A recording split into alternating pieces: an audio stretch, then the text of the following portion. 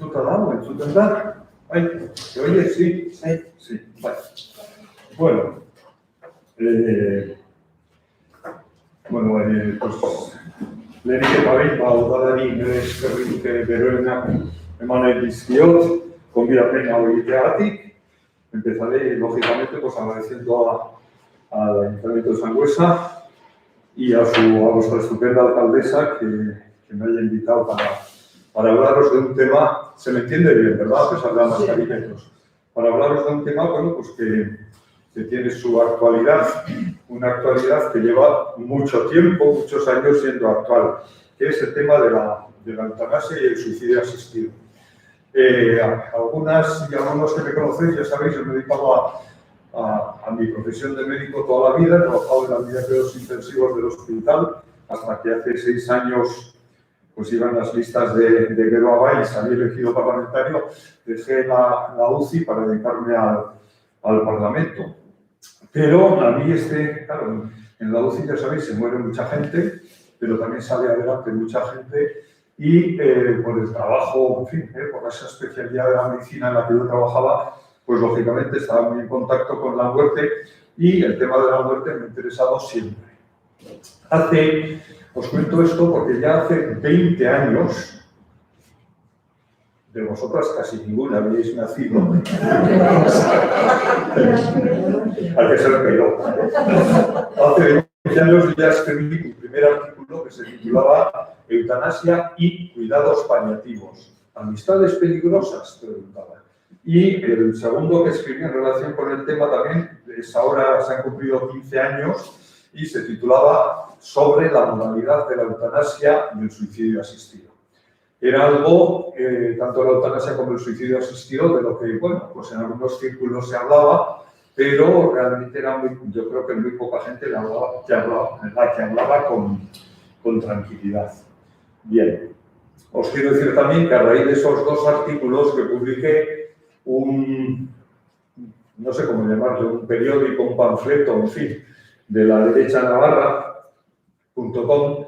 empezó pues se escribió varias veces diciendo que ojo con este médico que trabaja en la UCI y si llevan ustedes a sus familiares ahí, pues corren el riesgo de que este médico pues acabe con la vida de ellos. En fin, son cosas que por opinar pues hay que sufrir y ya está, ¿no? Bueno, a ver, antes, y cuando digo antes, pues estoy hablando pues, hasta inicios del siglo XX, hasta los primeros años de 1900, lo que sea, pues la gente se moría por enfermedades agudas. Eran personas, bueno, pues más o menos sanas, más o menos jóvenes, que de repente se pillaban una enfermedad, una infección y ¡pum!, se morían en 2 días, ¿no? A mediados de los 90, de los 1930 más o menos, algunos habréis oído contar pues, el extraperlo de la penicilina y todo eso, ¿no? Cuando se descubrió que la penicilina empezamos a controlar las infecciones, con lo cual la gente ya no se moría de esas enfermedades agudas, sino que, bueno, pues vivía, tenía una neumonía, se le ponía penicilina, se curaba y seguía viva, ¿no? Eso que hasta entonces no pasaba. A partir de ese momento hemos empezado a morir de una forma distinta. Hemos empezado a morir por enfermedades crónicas, es decir, que duran tiempo, que se tratan, curan, que quedan ahí latentes, que vuelven a aparecer al tiempo, enfermedades degenerativas, enfermedades progresivas, es decir, ya no nos morimos, pues eso, estaba muy bien, y de repente se murió. Excepto, pues lógicamente, si tienes un accidente de tráfico o a veces si tienes un infarto, una hemorragia cerebral y estás en un sitio inaccesible. Pero hoy en día, el 80% de la gente, nos olvidamos de la COVID, se muere por procesos crónicos que duran tiempo, más o menos largos, más o menos degenerativos, más o menos progresivos.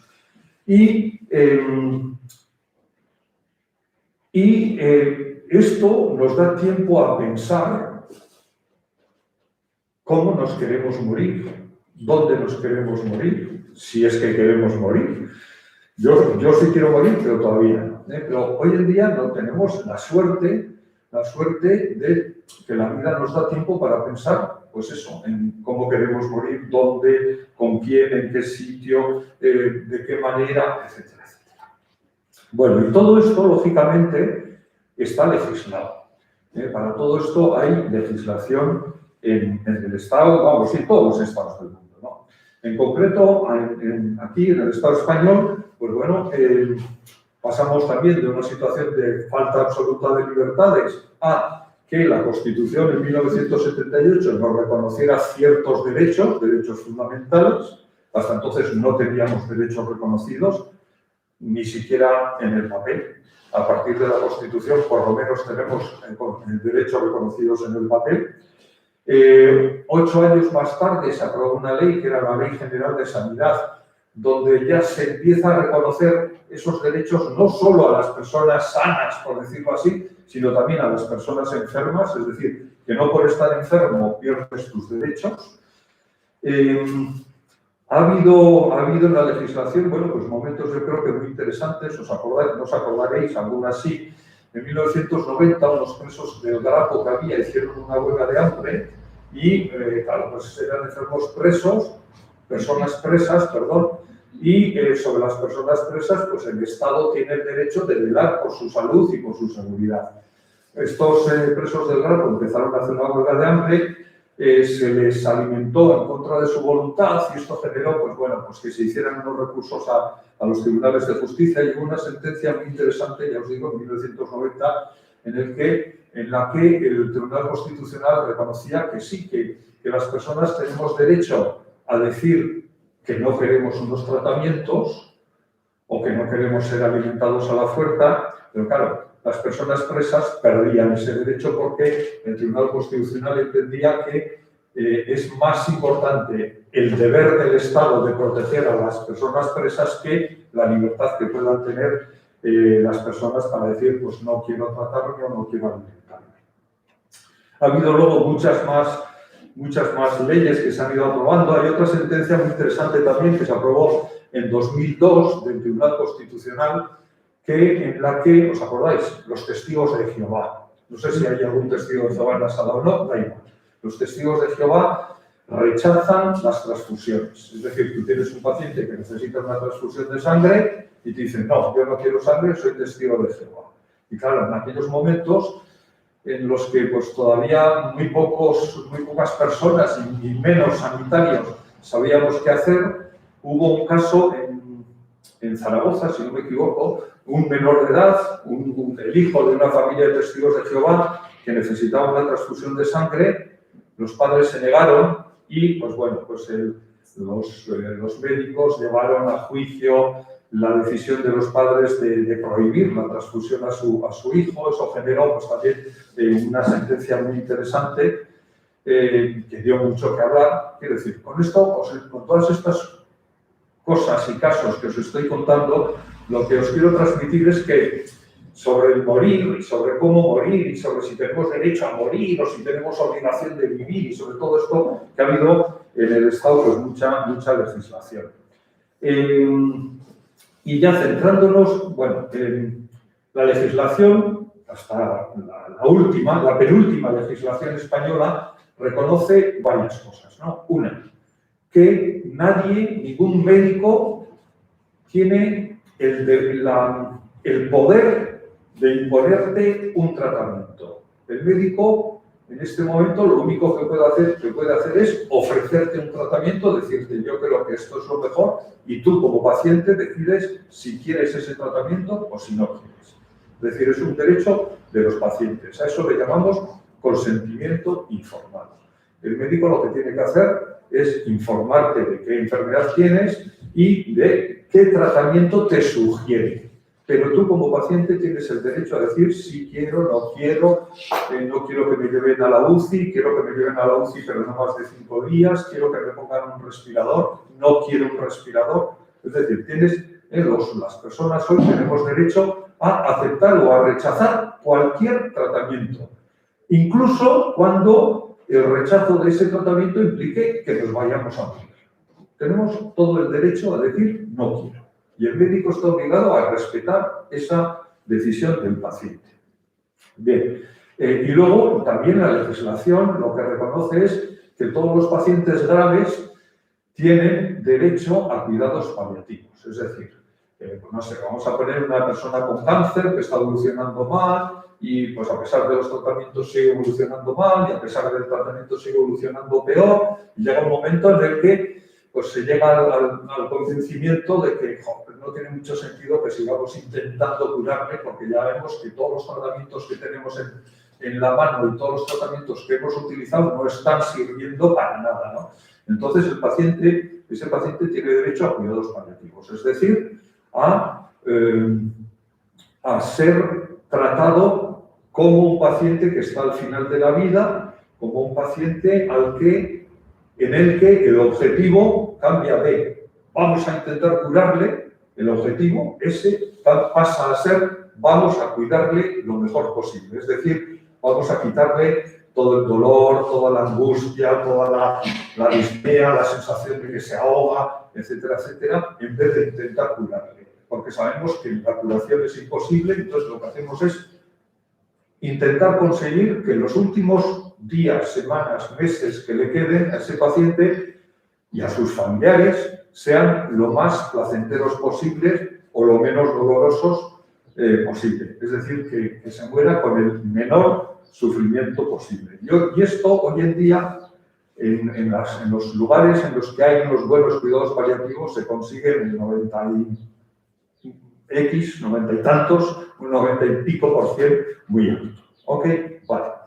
Y entonces todo esto está regulado, aprobado, no hay ningún problema ni ético, ni moral, ni legal en el Estado. Es decir, todo el mundo entendemos que todas estas cosas que os estoy contando son prácticas buenas, morales, éticas, aceptables, defendibles. Bueno, ¿qué pasa? Que dentro de todas las formas distintas de morir que tenemos hoy, hay dos que en el Estado todavía no estaban reguladas por ley.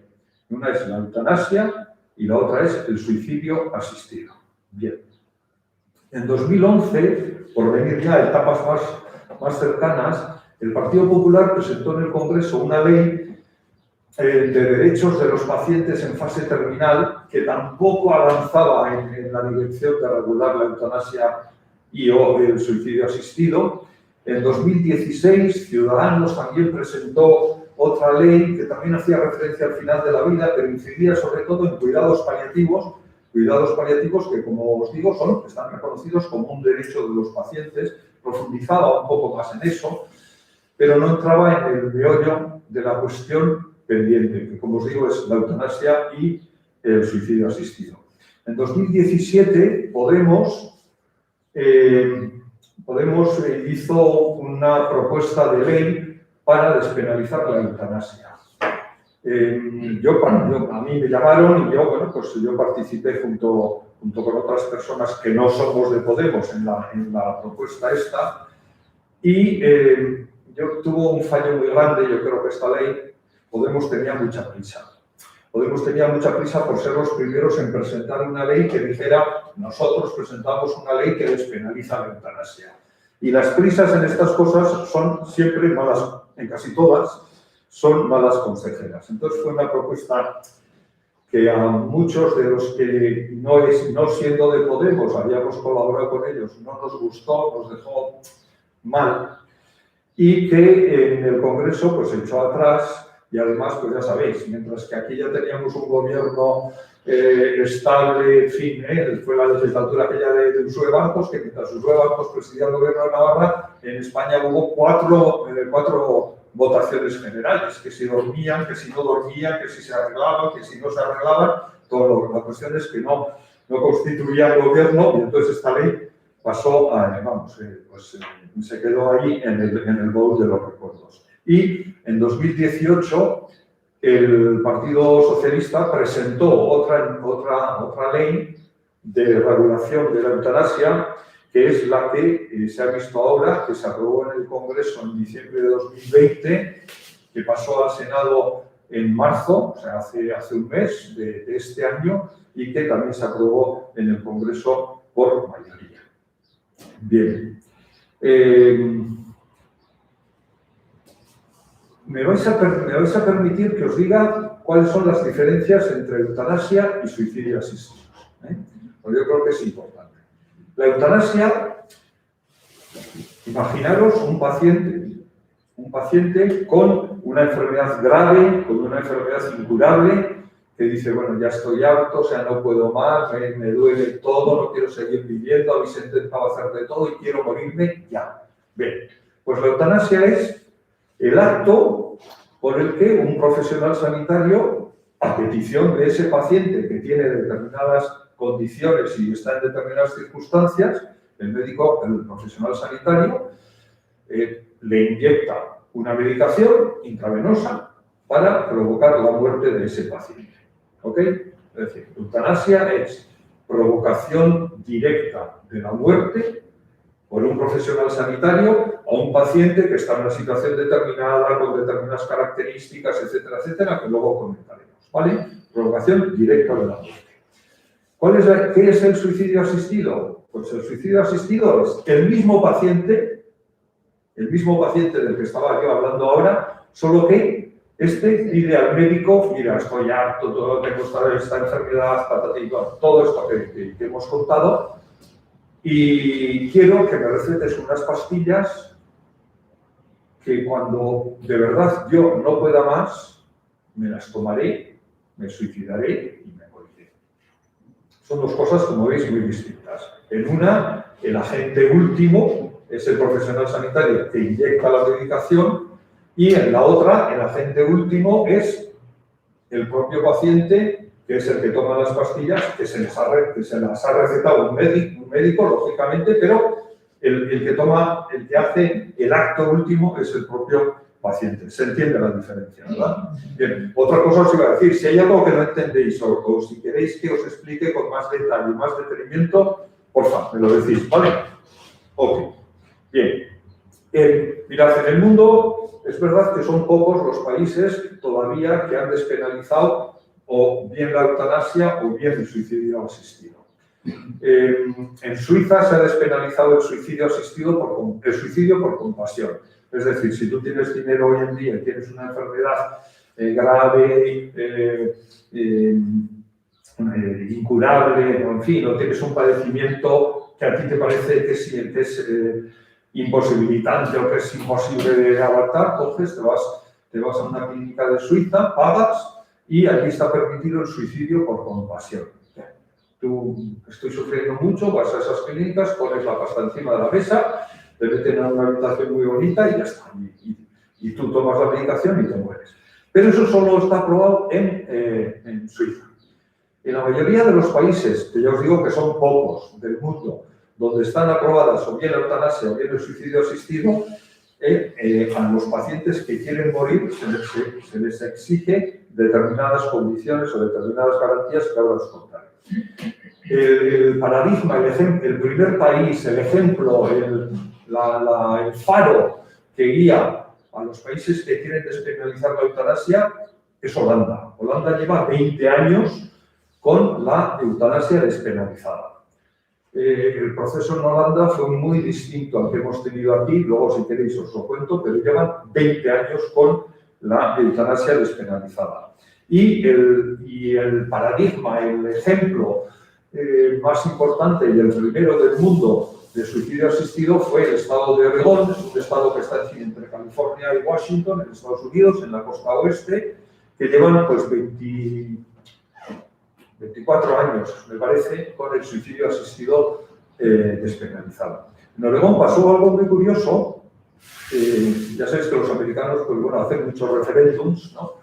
Y en Oregón llevaban mucho tiempo intentando despenalizar la eutanasia en referéndum y perdían. Cada vez que se convocaba el referéndum, perdían, hasta que dijeron que igual es mejor cambiar el tema y en vez de despenalizar la eutanasia, pedir que se despenalice el suicidio asistido. Y esto se aprobó la primera vez que se llevó a referéndum.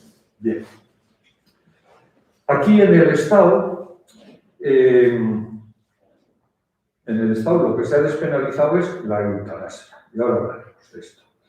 En la defensa de la ley, o por lo menos en ese momento, alrededor de ese momento, salió una encuesta del CIS, del Centro de Investigaciones Sociológicas, que decía que el 80% de los españoles aprobaban o querían que se aprobara la eutanasia. El 80%.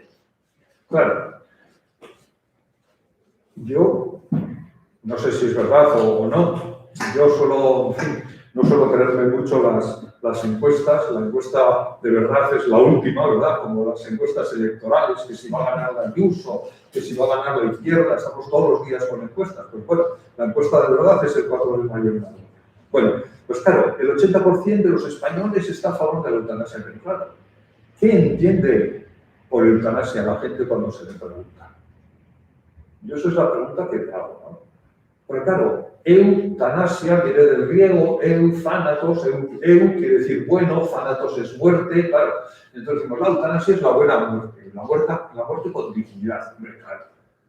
Lo que no entiendo es cómo solo el 80% quiere la muerte con dignidad y una buena muerte. Yo creo que todos queremos la buena muerte. Entonces, claro, se les pregunta por la eutanasia, la ciudadanía entiende eutanasia igual a buena muerte y por lo tanto, no lo sé, yo tengo mis dudas, pero os dejo ahí para por si queréis que insistamos un poco sobre ese tema después.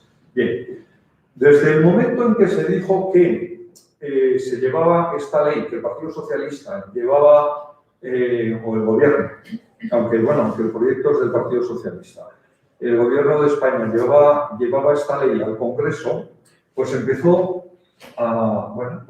a surgir voces de todo tipo y condición.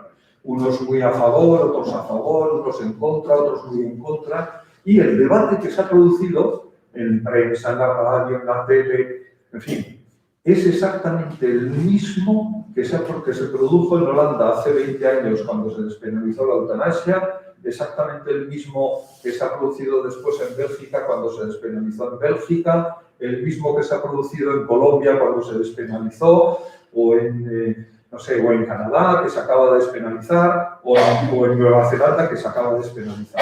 Es exactamente lo mismo. Los que están a favor dicen exactamente lo mismo y los que están en contra dicen exactamente lo mismo. Y si queréis, luego hablamos de los motivos de unos y de otros. O sea que ha sido un debate pues muy reque total. O sea, no ha habido cosas nuevas. Hace poco estuve en Madrid en un debate del que hablaba un médico y una enfermera.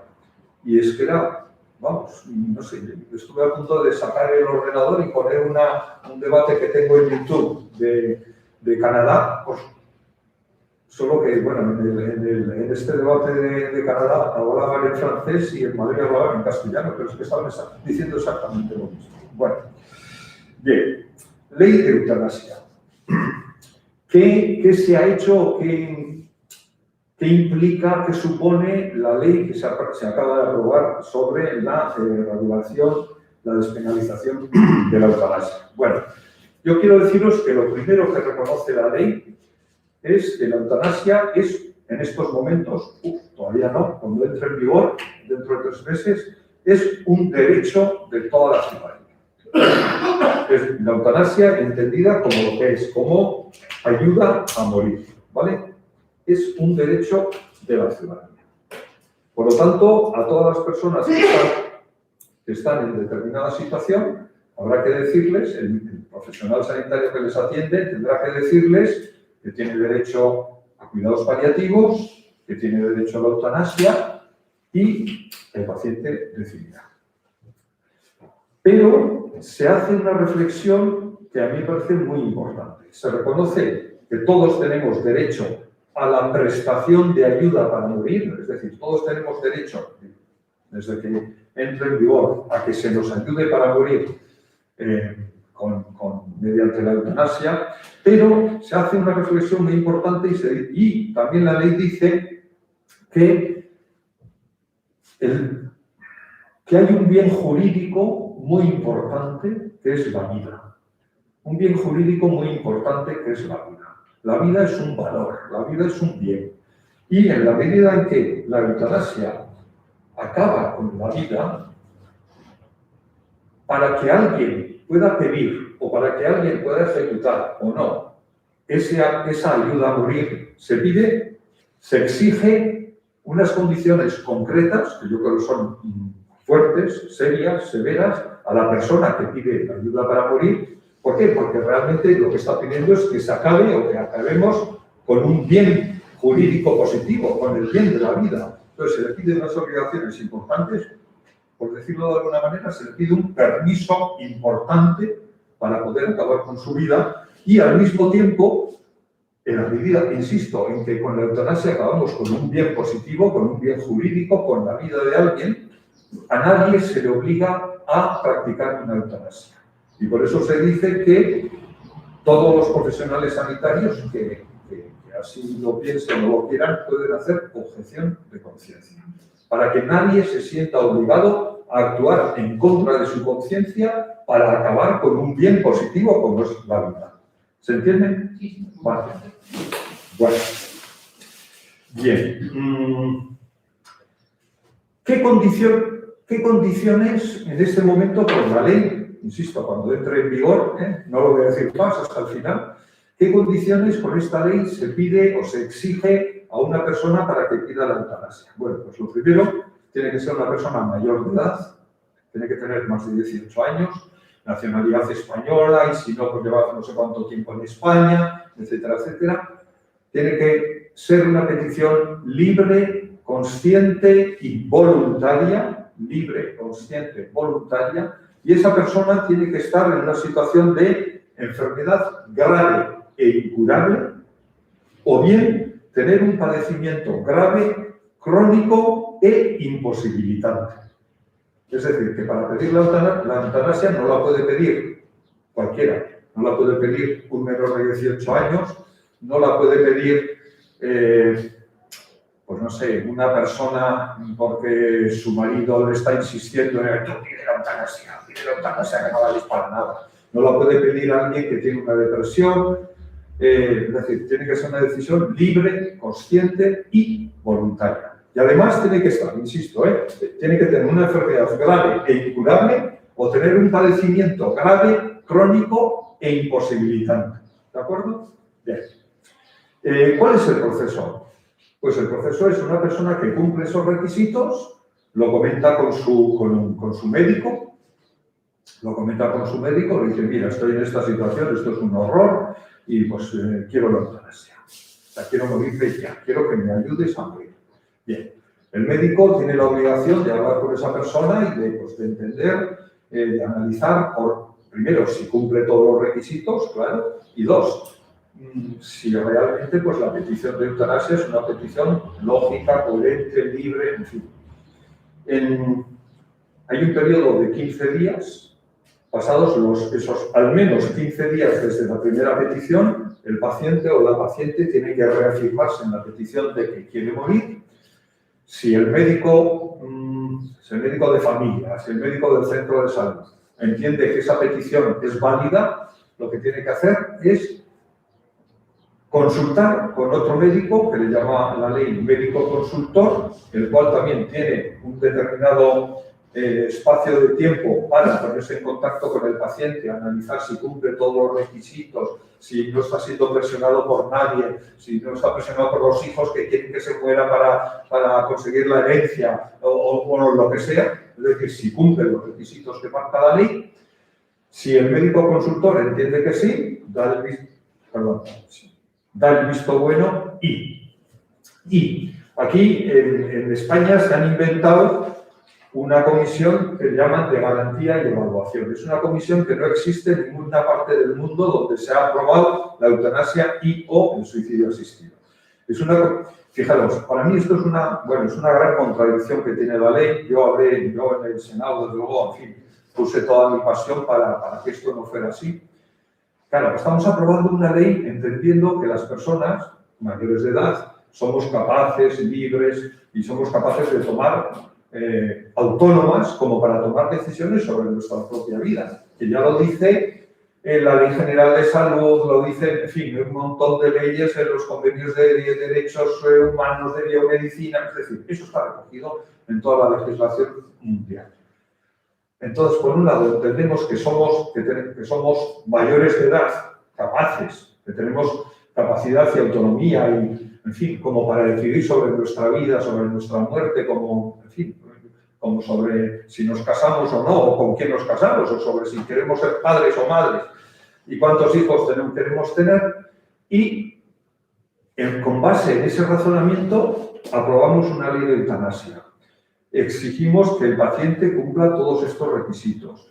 Le sometemos al análisis de un médico, que me parece muy bien y muy necesario. Exigimos que, para por si acaso ese médico se equivoca, haya otro médico que también analice todas estas cuestiones, que me parece muy bien y muy necesario porque hay que salvaguardar la vida de las personas. Y en todos los demás países del mundo, si estos dos médicos decían que, ok, el paciente cumple los requisitos, pues ya se procedía con el tema de la eutanasia, ¿no? Aquí se ha inventado esta comisión que se llama de garantía y evaluación, formada por al menos 7 miembros. En la redacción inicial de la ley, bueno, se llamaba de control y evaluación. Luego en el Congreso la cambiaron y se llama de evaluación y garantía, formada por 7 miembros, en un mínimo de 7 miembros que tiene que haber en todas las comunidades autónomas, entre los cuales tiene que haber médicos y juristas, con unas enmiendas que hicimos en el Senado, metimos también enfermeras. Entonces, entre esos 7 miembros, entre ese mínimo de 7 miembros, tiene que haber por lo menos juristas, médicos y enfermeras. Bueno, pues ya han visto estos dos médicos primeros, el médico responsable y el segundo médico, el médico consultor, que la petición del paciente es acorde a lo que dice la ley, entonces se pone en contacto con la comisión de garantía y 2 miembros de esta comisión de garantía y evaluación vuelven a analizar la petición, el paciente, lo que ha dicho el primer médico, lo que ha dicho el segundo médico. Entonces, sí, si están de acuerdo, dicen adelante y ya se procede a hacer la eutanasia.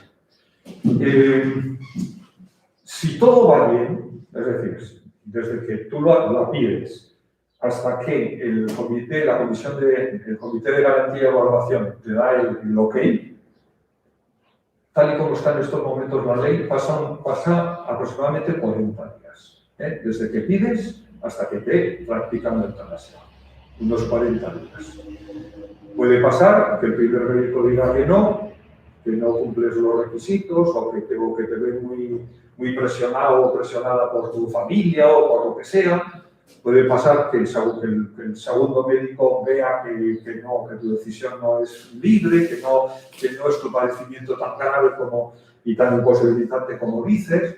Puede pasar también que el comité, los miembros del comité decidan que no, con lo cual, lógicamente, pues tú puedes recurrir, en fin, esto ya es un proceso pues, que todavía, lógicamente, pues complica mucho más las cosas, con lo cual, además, el tiempo se dilata, o sea, pasa más tiempo desde la petición hasta la realización de la eutanasia, o hasta que no se te realice la eutanasia, porque, lógicamente, los profesionales pueden decidir que tu petición no cumple lo que dice la ley. En Holanda, por ejemplo, el 40% de las peticiones de eutanasia son rechazadas. Es decir, de cada 100 personas que piden la eutanasia, a 40 se les dice que no, ¿vale? Porque no cumplen los requisitos que exige la ley holandesa. Bien. Una duda, perdona. Sí. Vivimos en Navarra. Sí. ¿Pasará como con el aborto, que luego todos son objetores de conciencia y no se cumple la ley?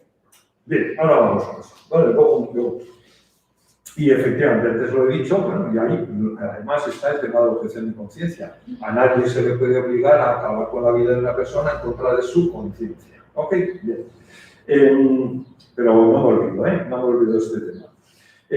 Otro tema que a mí me llamaba mucho la atención en el texto de la ley es que la ley, tal como vino del Congreso y tal y como ha salido del Senado, habla todo el rato de médico arriba, médico abajo, médico por aquí, médico por allá. Y yo he sido muy crítico con el texto de esta ley.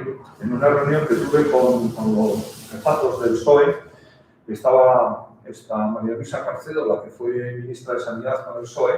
Yo he dicho, pero bueno, o sea, ¿quién va a ser el agente último de la eutanasia. O sea, porque todo el rato están hablando del médico, el médico, el médico, el médico, el médico, y hay un punto en el que dice la ley. Y en ese momento el médico informará al equipo asistencial, sobre todo a la enfermería. Y dije, oye, no nos la estaréis metiendo de rondón. Es decir, el médico hace todo, el médico habla con el paciente, delibera con él, analiza las causas, analiza la situación, pim pam pum, habla, y al final la que pone la inyección es la enfermera. Y María Luisa Carcedo me dijo, pues claro. Digo, pues hombre, me parece mal. En la ley se menciona 48 veces al médico, 20 me parece que quedó al equipo asistencial y ahora 2 a enfermería. Es decir, fijaros, toda la labor de hablar de la relación que para los profesionales de la salud es tan importante, de los profesionales, que en la ley es el médico, toda la relación de los profesionales sanitarios con el paciente la hace el médico, o sea, como antes de la guerra, el médico hacía todo y la enfermera obedecía. Afortunadamente hace muchos años que ya no se trabaja así en los centros de salud, ni en los hospitales, hace muchos años, solo que parece que nuestros legisladores no se han enterado. Entonces, todo ese trabajo, yo creo que es el fundamental. Y además, seamos sinceros, quienes más tiempo pasan con los pacientes son las enfermeras. Yo he trabajado en la UCI toda mi vida y yo ya hace rato que los médicos estábamos con los pacientes y los grandes y largos ratos que estaban las enfermeras con los pacientes. Bueno, pues todo eso no lo hace la enfermería y enfermería va a ser la que ponga la inyección, lo cual a mí me parece, en fin, me parece una aberración. Me parece una aberración, lo denuncié en el Senado y, en fin, a mala cara además. Bien, entrada en vigor. La ley estaba pensada para que entrara en vigor al día siguiente de su aprobación. Al día siguiente de su aprobación. Es decir, que si no hubiera habido ningún cambio, en marzo ya tendríamos aprobada la ley. Pero claro, siendo sinceros, el tema sobre la muerte, no ya la ciudadanía, no ya la sociedad, los ciudadanos y ciudadanas sabemos poco, pero es que también sobre la muerte sabemos poco los médicos, muy poco, y las enfermeras. Mirad, esto pasó hace bastante, ¿os acordáis de Inmaculada Echevarría? No, una enfermera navarra que vivía en Granada, que tenía una enfermedad, ¿a que sí? Sí, sí. ¿Alguna os acordáis, verdad? Tenía una enfermedad neurodegenerativa, progresiva. Bueno, pues esta mujer llevaba 10 años enfermera, insisto. Llevaba 10 años acoplada a un respirador y vivía con el respirador, pues acoplado. Y en determinado momento ella estaba ingresada en una clínica de San Juan de Dios. En determinado momento pidió la eutanasia. Es un recuerdo impresionante. Estoy hablando de hace 10 años. Un recuerdo, ¡wow! Bueno, en todos los periódicos, el follón con Inmaculada Echevarría arriba, Inmaculada Echevarría abajo. Como estaba en una clínica de San Juan de Dios en Granada y había pedido la eutanasia, que era ilegal, era un delito, se le sacó de esa clínica, se le llevó a otra que también llevaba la Orden de San Juan de Dios, pero bueno, más abierta. Se consultó al Comité de Ética Asistencial de Andalucía, se consultó al Comité de Ética de España, y se llegó a la conclusión de que lo que Inmaculada Echevarría pedía era que le quitaran el respirador y le dejaran morir en paz. Que estaba totalmente aprobado y asumido por la legislación que en ese momento había. Fijaros, una enfermera que lleva 10 años acoplada a un respirador y que pide la eutanasia cuando lo único que tenía que haber pedido es quiero que me quiten el respirador. Limitación de tratamiento y soporte vital, algo absolutamente ético, aprobado por todo el mundo, absolutamente legal, aprobado en las leyes españolas. Pues ya está. Bueno, es decir, hay una confusión terrible. Claro, a la gente cuando dices la eutanasia, sí. ¿Y qué es la eutanasia? Y dice, hombre, pues morir bien, es lo que os decía antes de las encuestas. Y entre los profesionales también hay mucho despiste, muchísimo despiste. Por lo tanto, nosotros lo que decíamos era, no puede entrar en vigor ya, porque se necesita formar a los profesionales en este terreno, Dos, hay que informar también a la ciudadanía y decir qué es la eutanasia, qué supone, qué no supone. Y tres, comités de garantía y evaluación. Tiene que haber uno en cada comunidad autónoma, constituido por lo menos por 7 miembros, elegidos por el gobierno autonómico de cada comunidad autónoma. Y la ley no dice más que tiene que haber ahora juristas médicos y ahora también enfermeras. No dice nada más. Bueno, sí, y que los nombran los gobiernos autonómicos. Claro, yo creo que las leyes están para solucionar problemas, no para crearlos. Y las leyes tienen que estar para impulsar igualdad de oportunidades, no para romper la igualdad de oportunidades. Yo en el Senado les decía, es imposible. Es decir, no puede entrar en vigor una ley incumpliendo lo que dice, porque dice que en 15 días el médico se va a ver obligado a consultar a la Comisión de Garantía y que yo sepa, en 15 días nadie va a ser capaz de crear una Comisión de Garantías, por lo tanto, es imposible. Bueno, entonces se llegó, la entrada en vigor de la ley se ha pospuesto 3 meses. Se aprobó el 25 de marzo y entrará en vigor toda la ley el 25 de junio. En estos 3 meses, los gobiernos autonómicos tienen que crear estas comisiones de garantía y evaluación. También las ciudades de Ceuta y Melilla, un mínimo de 7. Yo estuve en Ceuta y Melilla hace muchos años y no he vuelto, pero no sé, me da la sensación de que no va a ser fácil encontrar a 7, por lo menos a 7 personas que quieran formar parte de un comité así, porque no son decisiones fáciles, son complicadas, duras, difíciles. Bien, y claro, yo les decía, o sea, la única condición es que las nombre el gobierno autonómico del turno, o sea, en Madrid, en ese momento, la comisión de garantía y evaluación la nombraría Isabel Ayuso. Ahora, el 4 de mayo, hay elecciones. Imaginaros pues, que llega el presidente, no sé, Mónica, como se apellide. ¿Va a cambiar la comisión de garantía y evaluación o no? O sea, no se dice nada. ¿Va a tener los mismos criterios la comisión de garantía y evaluación en Navarra con Chivite, en Madrid con Ayuso, en Andalucía con Juanma Moreno y en Cataluña con... Pues es que tampoco se dice nada. Por lo tanto, bueno, pero por lo menos pues, tiene que pasar 3 meses hasta que entre en vigor. Aún así, a mí yo pedía que se retrasara la entrada en vigor de la ley, porque creo que es una ley que toca temas muy serios y muy profundos y un año. Para que a lo largo de ese año se hiciera la formación de los profesionales, la divulgación a la sociedad, etcétera, etcétera. Y fijaros, mirad, en el último sitio donde se ha aprobado la ley, una ley que despenaliza la eutanasia, es en Nueva Zelanda. Yo soy un enamorado de los procesos legislativos y gobernativos de Nueva Zelanda. Tiene una presidenta que es un amor. Bueno, en Holanda, en la discusión de la ley de eutanasia, en el Congreso, que por cierto llevó el tema al Congreso de Nueva Zelanda, un partido conservador, ha durado 2 años. 2 años que han estado trabajando el tema, pero con reuniones semanales. Han llamado a colegios de médicos, de enfermeras, de psicólogos, a asociaciones por derecho a morir, a organizaciones religiosas a favor y en contra. Es decir, ha habido un debate serio, profundo, importante, una deliberación importante en el Congreso Nacional durante 2 años. Se votó y salió por mayoría que sí, que se aprobaba la ley de eutanasia. A pesar de eso, hicieron un referéndum y en el referéndum se exigía que, para dar el visto bueno definitivo, que al menos un 50% de los votantes aprobara la ley. Creo que fue una campaña durísima, a favor y en contra, y votó a favor pues un 62%. Con lo cual, la ley ha sido aprobada, pero se han dado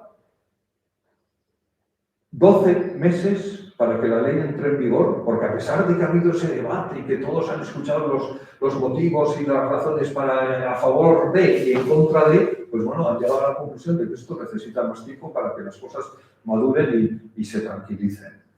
En el Congreso de los Diputados en España, el debate ha sido muy pobre, paupérrimo, muy pobre. No ha habido contacto con ninguna organización y a favor seguro que sí. Ahora os cuento una anécdota. Con organizaciones a favor, en contra, con las iglesias, las distintas iglesias, los colegios profesionales, bueno, no ha habido nada de eso. Ha sido un debate pues, como cualquier otro de los del Congreso de los Diputados. Pasó al Senado y en el Senado, bueno, pues supimos que no nos iban a aceptar casi ninguna enmienda. Se aceptaron unas enmiendas, vamos, que caían por su propio peso, que tenían que ser aprobadas. Yo tuve 2 reuniones, yo os digo que ya hace 20 años ya escribí a favor de la eutanasia, tuve 2 reuniones a cara de perro con los dirigentes socialistas porque consideraba que el texto de la ley es muy pobre, está muy mal escrita y, en fin, y bueno, pues no conseguí que se movieran de su posición, aunque conservo cartas, conservo mails de 2 de los que estaban allá presentes diciendo, Pablo, estamos totalmente de acuerdo contigo, pero, bueno, pues eso.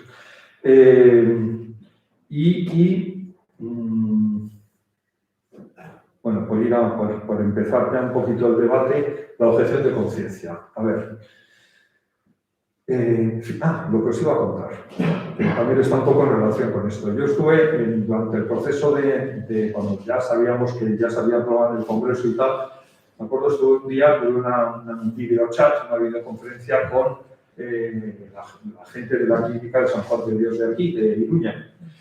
Y pues claro, bueno, pues ellas estaban preocupadas porque, claro, la clínica de San Juan de Dios es una clínica de una orden religiosa católica, contraria a la eutanasia, y el texto de la ley dice que la eutanasia se hará en centros públicos, privados, en el domicilio del paciente, etcétera, etcétera. Y yo estoy de acuerdo con eso. Y claro, ellas estaban muy preocupadas, porque ellas decían, no, es que nosotras queremos objetar. Decían, no, la objeción de conciencia es individual. Yo tengo mi conciencia, tú tienes la tuya y tú tienes la tuya. Y yo, con mi conciencia, puedo decir que sí o que no a lo que sea, y tú puedes decir que no o que sí, con tu conciencia, la tuya. Pero la conciencia no es la objeción de conciencia no se ejerce colectivamente, se ejerce individualmente. Y entonces, claro, yo les decía esto, entonces ellas me decían, ya, pero entonces si no podemos negarnos. Y digo, hombre, pues no lo sé, porque esto no está recogido en la ley. Me imagino que podréis negaros. Y, lógicamente, si os negáis a esto, pues el gobierno también pues, tendrá que ver qué hacer. Pues no sé, castigaros, bajaros la cantidad de dinero que os da por los trabajos, los servicios que prestáis, qué sé yo, pues como con las escuelas, bueno, que ahora está, en fin, teóricamente al menos prohibida, ¿no? La segregación por sexo. Es decir, yo entiendo que no se puede segregar por sexo y si algún colegio quiere pues los niños con los niños y las niñas con las niñas, por lo menos que se lo paguen ellos, pero que no esperen ningún duro de la administración pública. Yo decía, pues me imagino, no sé, que esta podría ser una salida, pero bueno, eso no está recogido en la ley. Y mientras hablaba con la clínica San Juan de Dios, que fue una conversación muy interesante, el teléfono no dejaba de sonar, ¿no? Dejaba de sonar y era un amigo mío de DMD, de la Asociación de Derecho a Morir Dignamente de Barcelona, que me llamaba para echarme la bronca por haber presentado enmiendas, porque la ley tiene que salir ya. Y decía, hombre, la ley tiene que salir lo mejor posible y lo antes posible, pero no ya, lo mejor posible y lo antes posible. Bien. Objeción de conciencia. ¿Qué va a pasar? Bueno, pues yo la sensación que tengo es, si hablas con María Luisa Carcedo, vamos, los médicos están, vamos, totalmente a favor de la eutanasia. Y yo me atreví y decía, pues, no sé, yo creo que conozco a bastantes médicos, en fin, he trabajado toda mi vida en la medicina y conozco a médicos pues, de todo tipo de condiciones y la verdad es que veo pocos, en este momento yo veo pocos en Navarra y en toda España que estén dispuestos a participar en un acto de eutanasia. Veo pocos. A verlos, los habrá, los hay, pero veo pocos. Y sin embargo, pues ella bueno, sobre todo María Luisa Carcedo, vamos, pensaba, decía que, bueno, pues que esto va a ser un problema real. En este momento hay un movimiento ya muy importante a nivel de colegios profesionales, fundamentalmente de médicos, de psicólogos, hay especialistas de cuidados paliativos que se están moviendo mucho en contra de la puesta en marcha de esta ley y animando a los compañeros de profesión a hacer objeción de conciencia. Por tanto, no va a ser fácil. No va a ser nada fácil, creo. Me gustaría equivocarme, pero creo que no va a ser fácil. Y aquí, bueno, fíjate, es que aquí más es verdad, por ejemplo, con el tema de la interrupción del embarazo, o sea, del aborto, claro, parecía que Navarra era un sitio como fuera del mundo. Y es verdad, en Navarra se garantiza la interrupción voluntaria del embarazo en la privada, porque en la pública, aunque hay gente, que hay médicos que la harían, pues no la hacen pues por la presión de sus compañeros, pero hoy aquí se garantiza en la privada. ¿Qué va a pasar con la eutanasia? Pues yo creo que va a pasar 3/4 de lo mismo, no solo en Navarra, yo creo que va a pasar lo mismo en todo esto. En todo esto. Es decir, que sí, que se harán actos de eutanasia, pero que se harán actos en clínicas privadas. Sí. Por desgracia.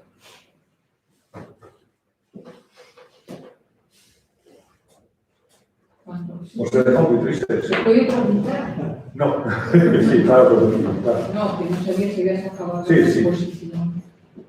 Cuando tú hablas de que el comité formado por 7 miembros, Al menos 7. al menos 7 miembros, mi pregunta es si la decisión de sí a la eutanasia tiene que ser unánime o puede ser un porcentaje. No, Y después, puede ser mayoritaria en un sentido o en otro, no tiene que ser unánime.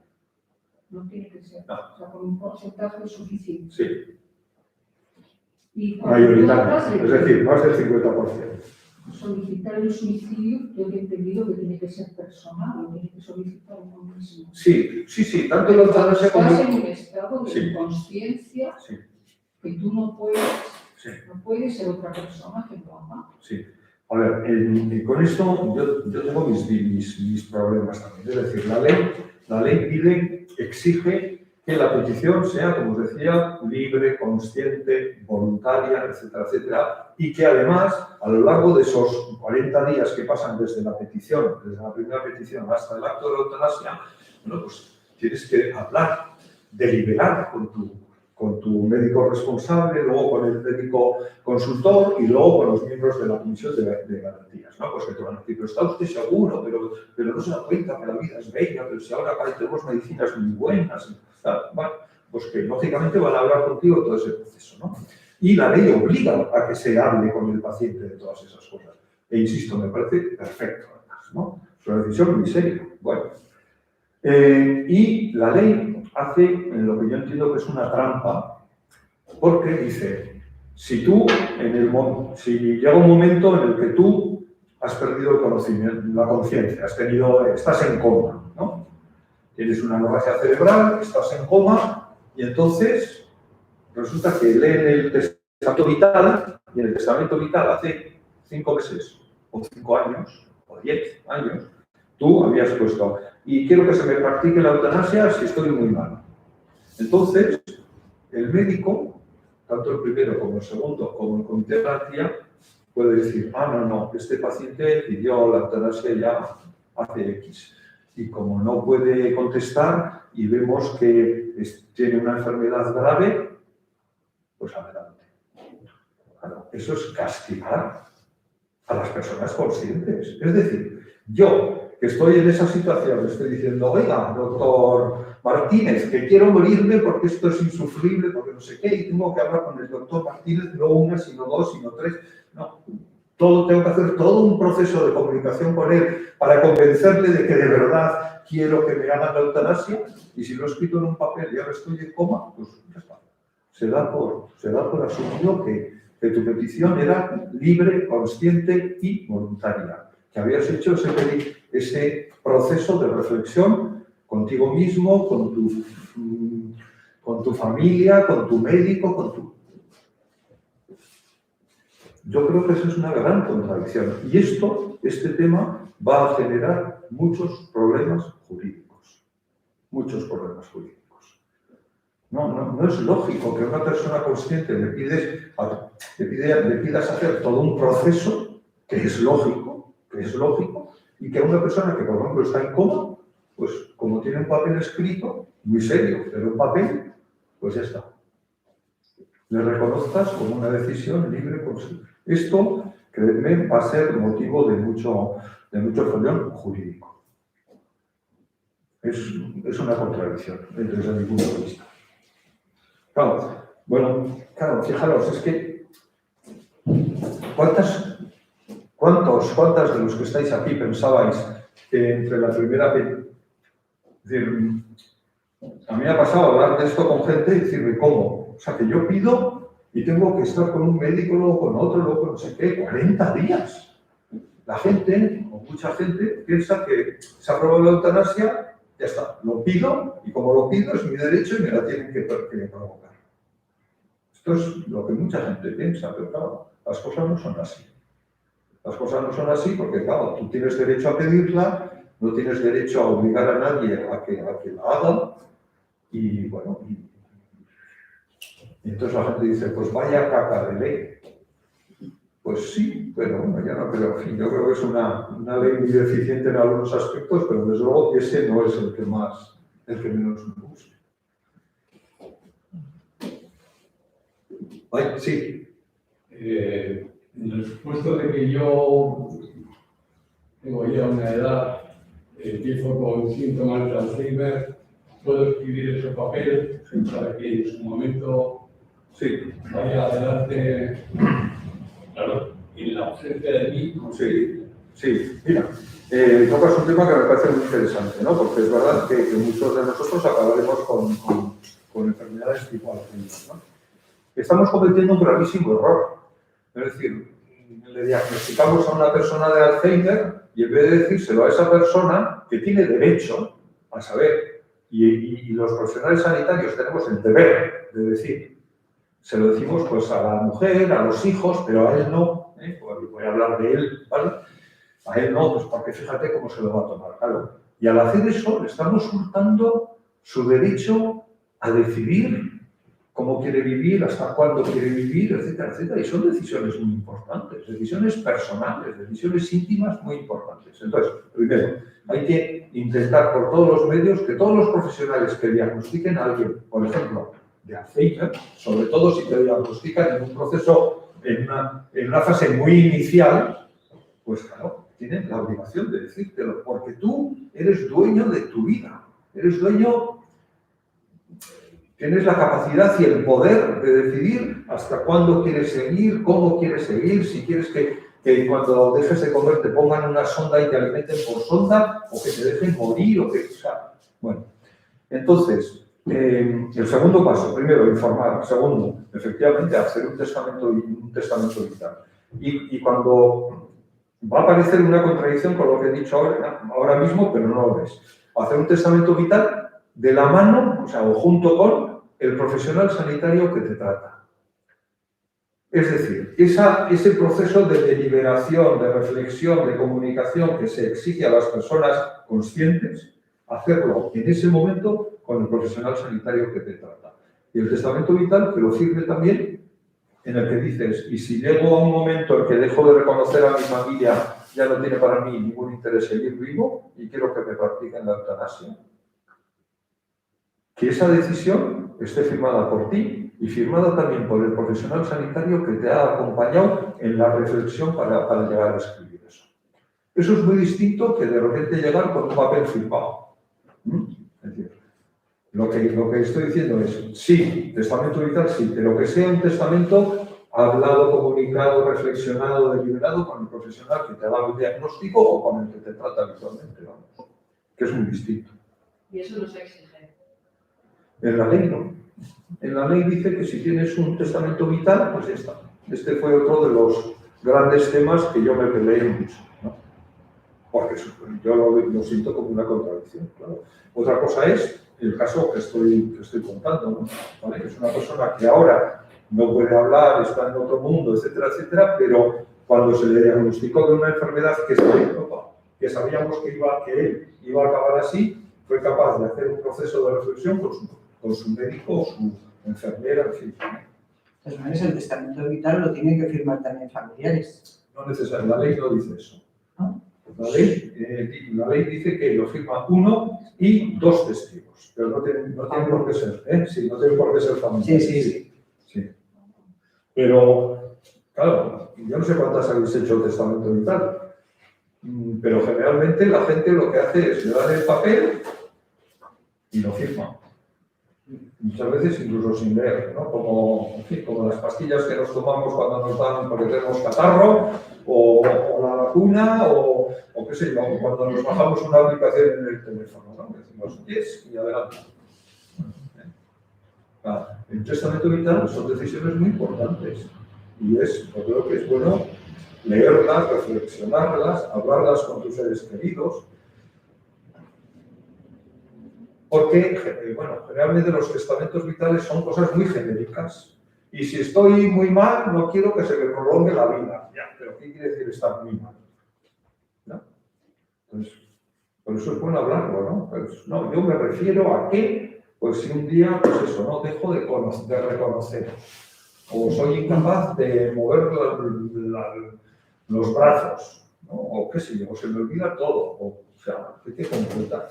Y en la concreción es cuando suelen surgir todos los problemas.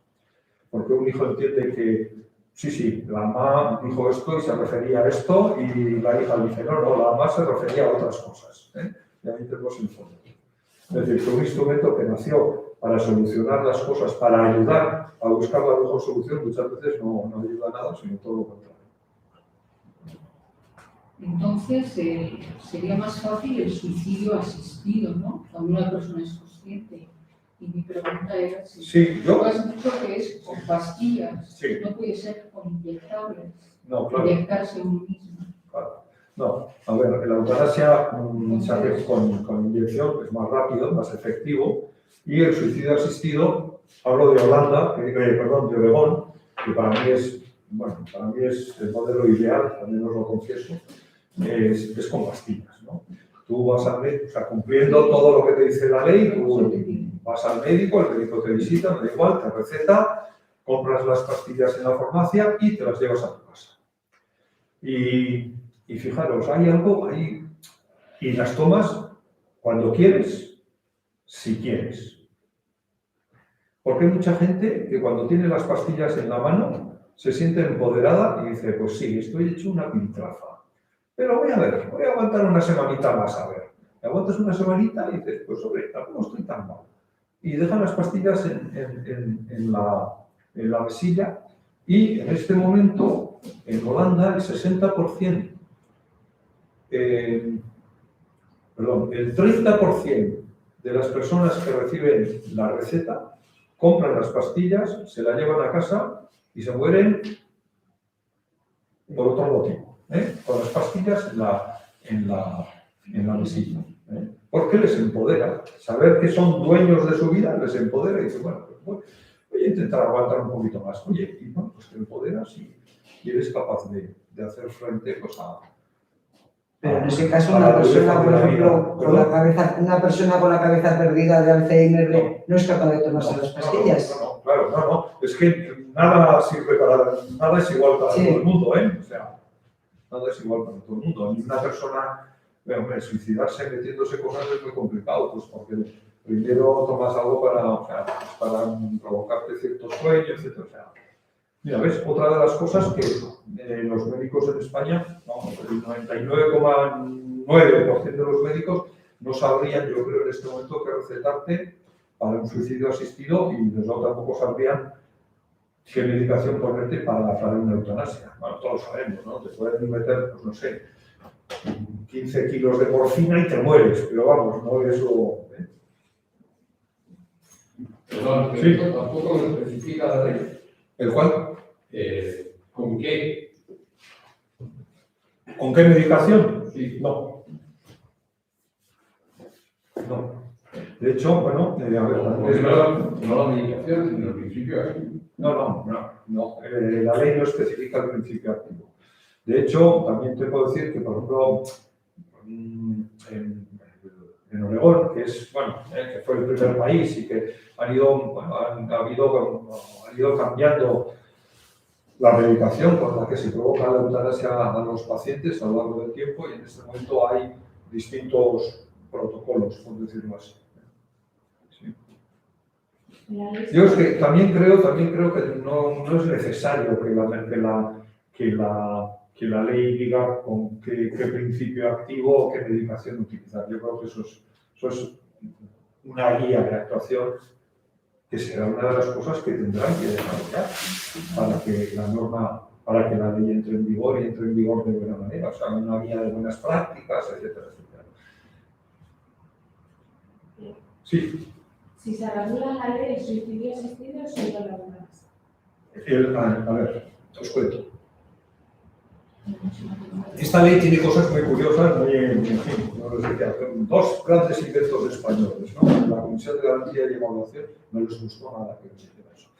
La Comisión de Garantía y Evaluación y, he hecho gran parte de todo el proceso, cuando ya el médico responsable ha dicho que sí, cuando el médico consultor ha dicho que sí, cuando la Comisión de Garantías, los miembros de la Comisión de Garantías que estudian cada caso dicen que sí, entonces dice la ley. Entonces el médico responsable, el primero, hablará con el paciente para ver si quiere la eutanasia modelo A, y describe, que es lo que todos entendemos por eutanasia en el mundo, o la eutanasia modelo B, que se diferencia de lo que todos entendemos por eutanasia, en que al paciente se le ofrecerá la posibilidad de que tome unas pastillas. Esto les ha servido pues, a algunos socialistas para decir que la ley despenaliza también el suicidio asistido, pero no es verdad.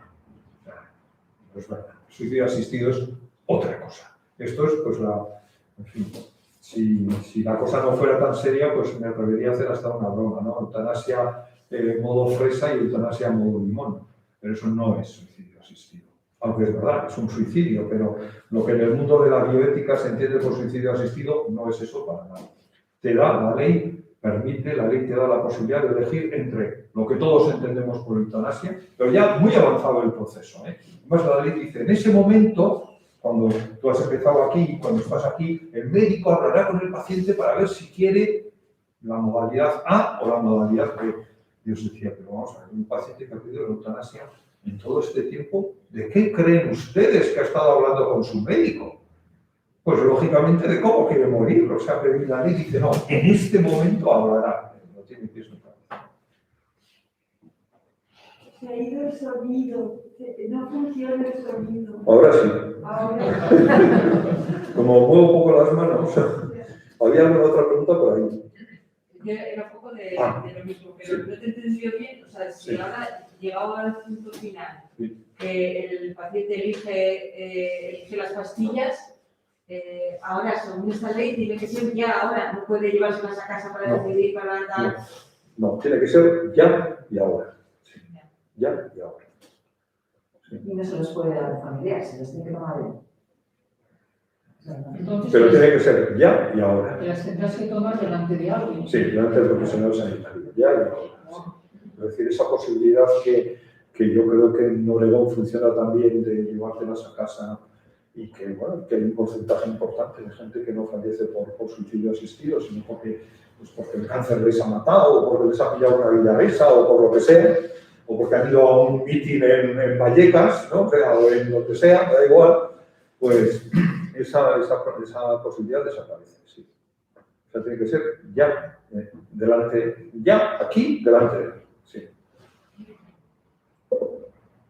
De todos modos, por Sí. a ver, a nivel de todo el planeta, cuando hay tanta dificultad, tanta dificultad para aceptar una ley tan seria como esta, que a mi manera de entender el punto de partida de la eutanasia tiene que ver con la compasión y con el amor hacia una persona que muestra un sufrimiento extremo.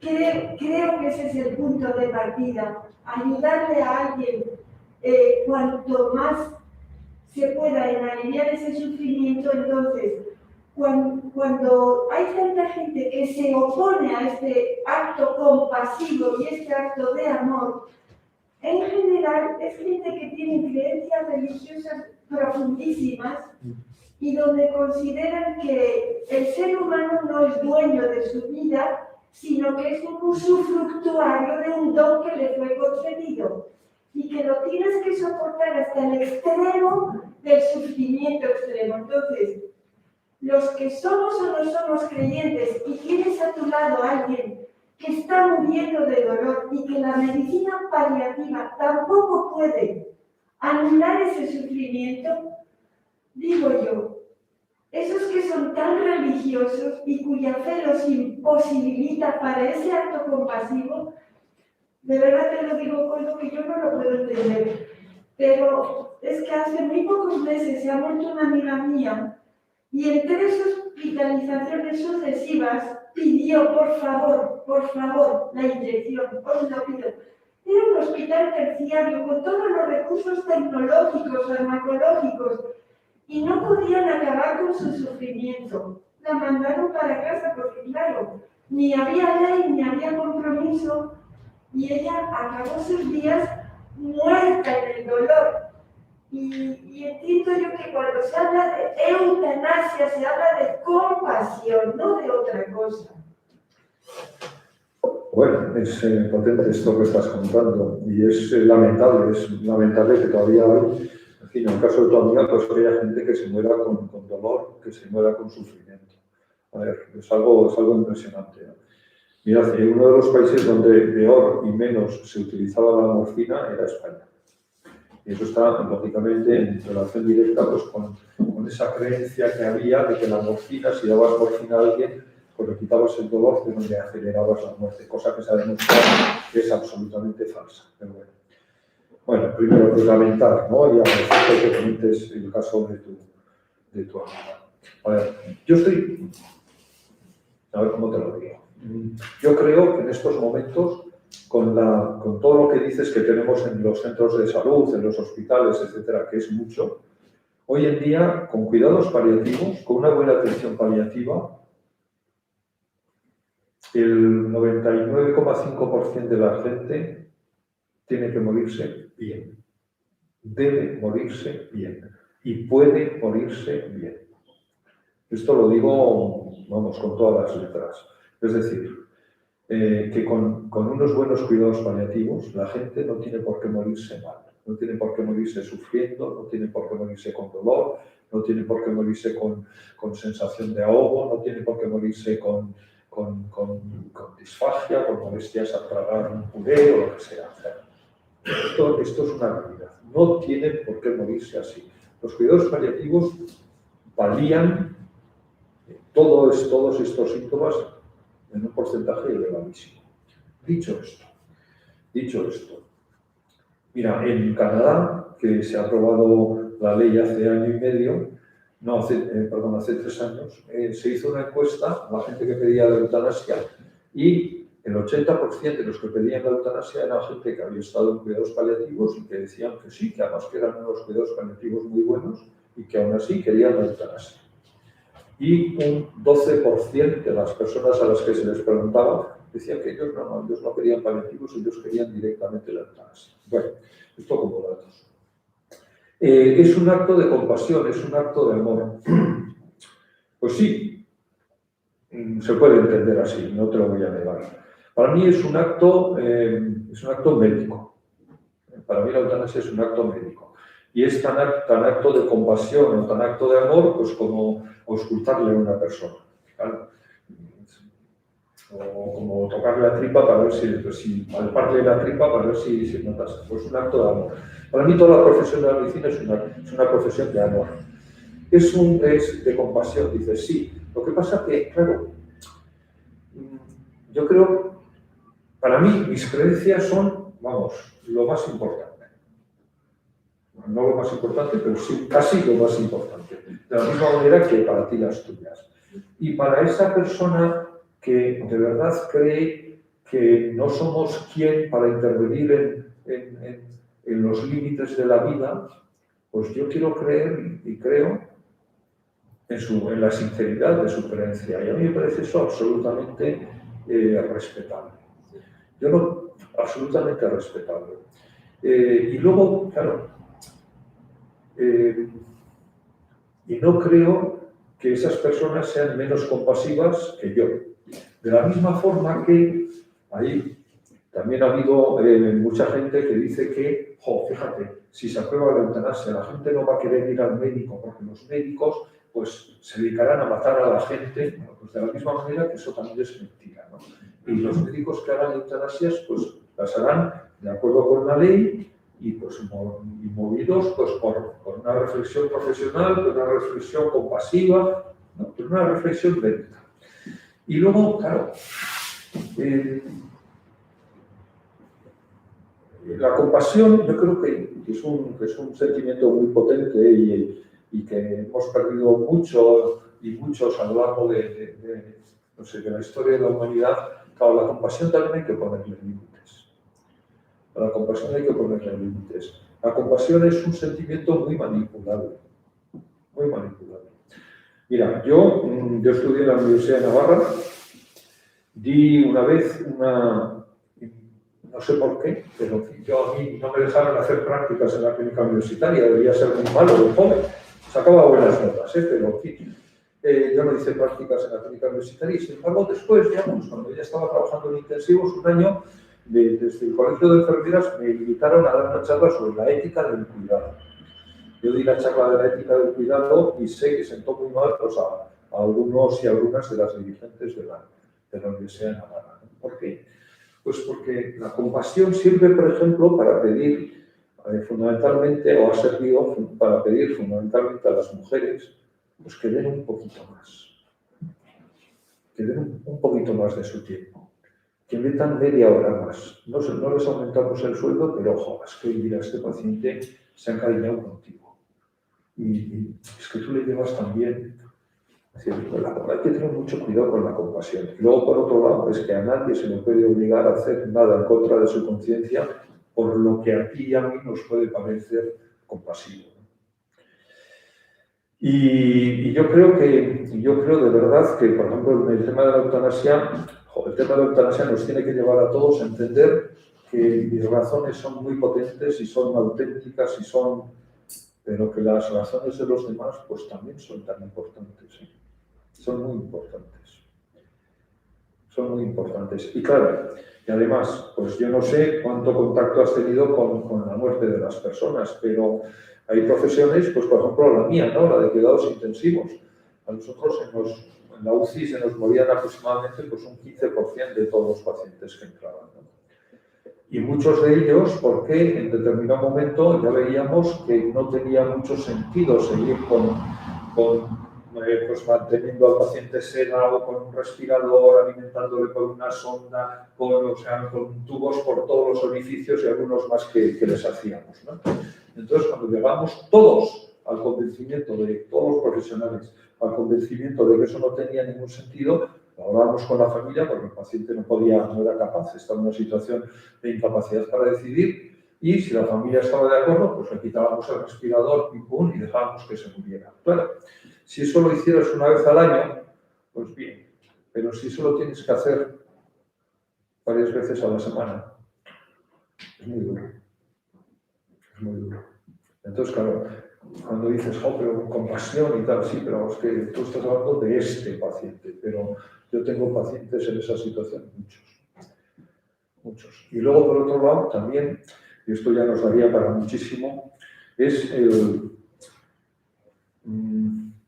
claro, no todas las personas tenemos el mismo umbral para la resiliencia, para ser capaces de aguantar el dolor, en fin. Unas personas aguantan más, otras personas aguantan menos. Bueno, eso hay que ponerle algún límite también. Las personas con discapacidad no tienen derecho a la eutanasia.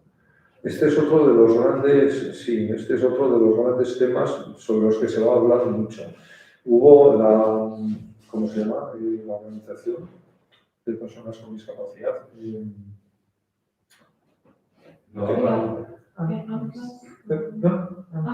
ANFAS no. No, bueno, es igual. Es una asociación que está en Navarra, que está en todo el estado, y esta nos mandó muchísimas enmiendas a todos los grupos porque pensaban que esta ley, y este es un debate que se ha dado también en todos los países donde se ha despenalizado o bien eutanasia o bien el suicidio asistido, ¿no? Que podíamos entrar en una pendiente resbaladiza y pues ir cargándonos a todas las personas con discapacidad. Claro, esto no ha pasado en Holanda, no ha pasado en Bélgica, no ha pasado en Colombia, no ha pasado en Australia, no ha pasado, en fin. Pero, bueno, pero ellos, estas organizaciones de personas con discapacidad sacan esto siempre a reducir. No, claro, con esta ley abrimos la puerta a ir cargándonos a todas las personas con discapacidad en cuanto nos molesten un poquito más de lo tolerable o de lo imprescindible. Esto es algo que no ha pasado. Yo entiendo que tengan ese miedo, pero yo también entiendo y quiero creer en el sentido común y en el juicio ético y en el raciocinio de los profesionales que atienden a esos pacientes. E insisto, no hay ningún dato en todos estos países se publican informes sobre cómo ha ido funcionando la cosa. Por ejemplo, en Oregón se saca todos los años, en Holanda se saca cada 5 años, o sea, que ha pasado los 5 años anteriores y se va comparando con los anteriores. En Oregón anualmente y no hay un porcentaje superior a lo habitual de personas con discapacidad que hayan fallecido por eutanasia. Una de las cosas, junto con la discapacidad, también se habla en todos los países, se debatía mucho, bueno, pues ¿quiénes iban a pedir la eutanasia? Las mujeres, los ancianos, los pobres, no sé, en Estados Unidos, los negros, los chicanos, las minorías étnicas, y no hay ninguna constancia, es decir, los datos no corroboran que ni la eutanasia ni el suicidio asistido se produzcan en personas pues, de grupos concretos, ¿no?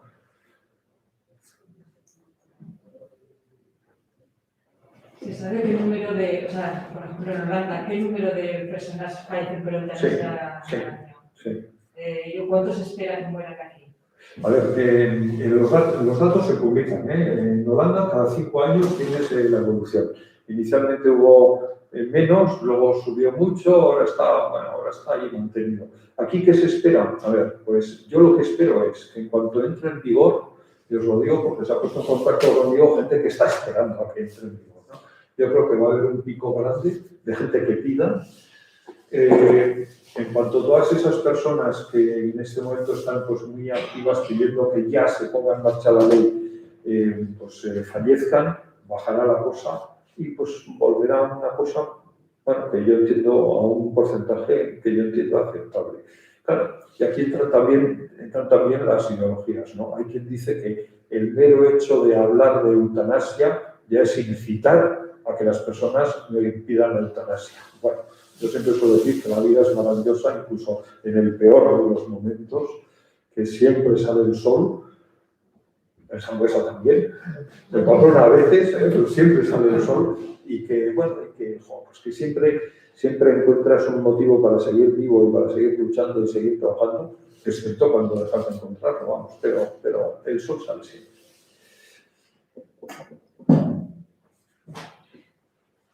Al final la vida se está alargando demasiado. Sí. Y entonces llega un punto que no conoces que eres un vegetal. Entonces, si yo decido no quiero llegar a ese punto, ¿por qué un político me tiene que obligar a seguir? Pues, bueno, porque tú tampoco puedes obligar a nadie a que acabe con tu vida. Es que es muy importante. Todas las sociedades a lo largo de la historia y de la prehistoria, todas han tenido normas, han creado normas para evitar que los unos nos matemos a los otros. Antes se mataban pues, por un trozo de carne de mamut, luego se mataban por conseguir a las mujeres más guapas, luego se mataban por religión, luego se mataban por qué, y ahora nos vamos a empezar a matar por compasión. Pues no. Pero luego en una guerra... Sí, que yo estoy de acuerdo contigo. O sea, la vida está llena de contradicciones. La vida está llena de contradicciones, pero, y por ejemplo, la guerra, la pena capital, o sea, en Estados Unidos todavía hay pena de muerte, o sea, es decir, sí, y algo que a Y aquí nosotros espero. nos parece horripilante, ¿no? Bueno, espero que no. Bueno, quiero decir, contradicciones hay infinitas en la vida. Y claro, y los que se resisten a lo que tú dices, yo también, yo creo que vale, tienes todo el derecho a pedir que te ayuden a morir, pero para que yo te ayude a morir tendrás que cumplir ciertas salvaguardas, ¿no? Es decir, hay que poner un límite, una frontera. Que luego la frontera se puede desplazar, ¿eh? De hecho, pues en Holanda inicialmente la frontera, el límite era mucho más estricto, y ahora hay pues, enfermedades que antes no entraban entre las indicaciones, posibles indicaciones, en fin, motivos para poder pedir la eutanasia, y ahora sí. Es decir, que la frontera esa pues, quizás se va estrechando. Pero claro, pedir a alguien que acabe con tu vida, estos te dicen, pues, tírate al tren. No puedes. Pues que te mate tu marido. Y si no está. Pues búscate un novio. Y entonces ya dejas. Fijaos, ¿os acordáis? Mira, ahora que digo lo del novio, No está ni para eso. ahora que digo lo del novio, ¿os acordáis de aquella chavala que era actriz, que tuvo un accidente de tráfico, no sé qué, y se quedó paralítica y iba por todas las televisiones diciendo que ella quería la eutanasia, y se echó un novio? Oye, y cambió totalmente de opinión. Es decir, que todas esas cosas también son. Y luego, pues claro, pues lo mismo, ¿no? En Oregón, pues ese porcentaje tan elevado de gente que, bueno, que tiene la pastilla pero no la toma. Son decisiones muy serias, muy dolorosas, muy... Sí, que ahora pensamos de una manera y luego podemos Eso es. cambiar, pero... Eso es. Sí. Yo me acuerdo, yo descubrí el consentimiento informado en Estados Unidos en el año 90, y cuando vine aquí, pues bueno, pues yo quería... Entonces estuve en contacto con una periodista y le contaba lo que era el consentimiento informado. Y me decía, ¡ay, qué maravilla! Claro que sí, al paciente hay que informarle y tal. Y a los 3 meses o 4 me llamó diciendo, ¡joder, pero fíjate, ¿qué te parece? El médico quiere decirle al papá que tiene Alzheimer. No era una cuestión de vida, era solo información. Estaba indignada. Bueno, pues eso. Oye, que os deseo... Sí. Oye, que han valorado mucho los cuidados paliativos. Sí. Estos solo se pueden recibir estando ingresado. ¿O cómo se llama? O sea, en casa puedes tenerlos. Sí. Tenemos derecho a cuidados paliativos y los cuidados y el derecho... ¿Dónde? ¿Eh? ¿En casa o ingresado?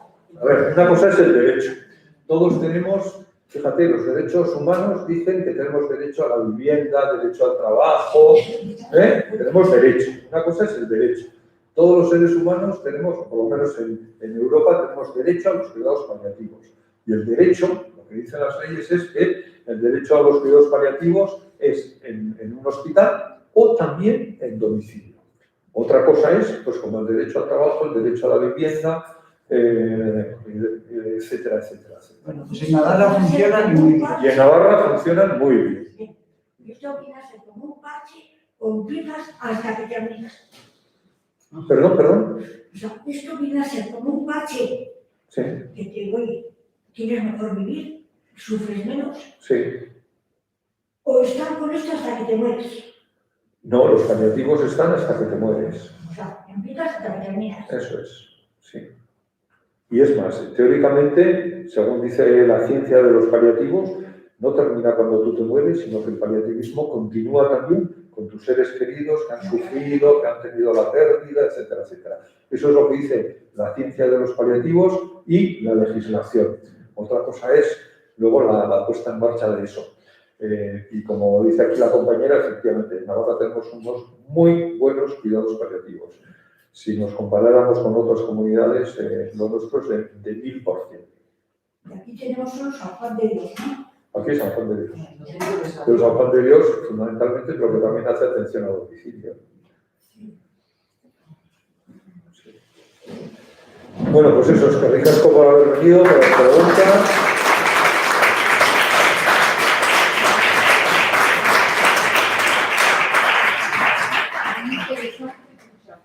Bueno, Ya me alegro, con esa intención he venido.